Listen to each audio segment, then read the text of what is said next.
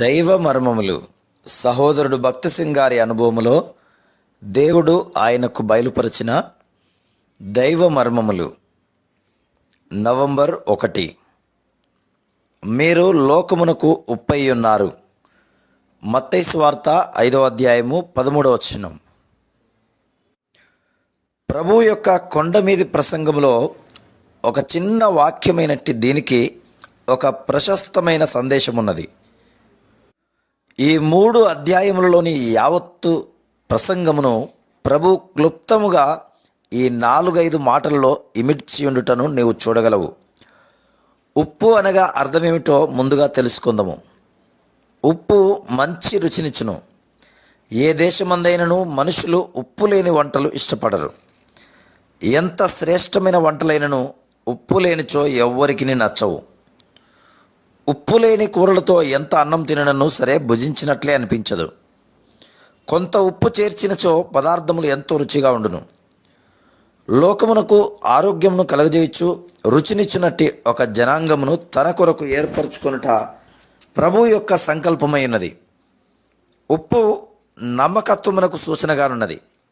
మనలో ఒక సామెత చెప్పుదురు, ఏమనగా ఒకరి ఉప్పు తిని వారికి కృతజ్ఞులు కాకూడదు. పదార్థములను నిలువ చేసి ఉంచుటకు కూడా ఉప్పును వాడెదరు. వెన్నను అట్లే ఉంచిన ఎడల చెడిపోవును. కొంత ఉప్పు కలిపిన ఎడల చాలా కాలముండును. నెయ్యిలో కొంత రాతి ఉప్పు కలిపినచో కొన్ని మాసములు చెడకుండును. లేనిచో కొన్ని దినములకే దుర్వాసన కొట్టును. ఉప్పును ఊరగాయలు నిలువ చేయుటకు వాడెదరు. చేపలు అన్ని రకములైన మాంసములు ఉప్పుతోనే నిలువ చేదురు. ఉప్పు వస్తువులు చెడిపోకుండా దీర్ఘకాలము ఉంచినట్టి గుణమును సూచించున్నది. శాశ్వతమైన స్నేహమునకు కూడా ఉప్పు సూచనగా ఉన్నది. 2వ దినవృత్తాంతములు 13వ అధ్యాయము 5వ వచనం చూడుము. భంగము కాజాలని నిబంధన అని ఇక్కడ ఉన్నది. పుట అంచులో దాని భావము శాశ్వతమైన స్నేహము యొక్క నిబంధన అని తెలపబడి ఉన్నది. పాత నిబంధనలో ప్రతి నైవేద్యమునకు ఉప్పు చేర్చబడుచుండెను.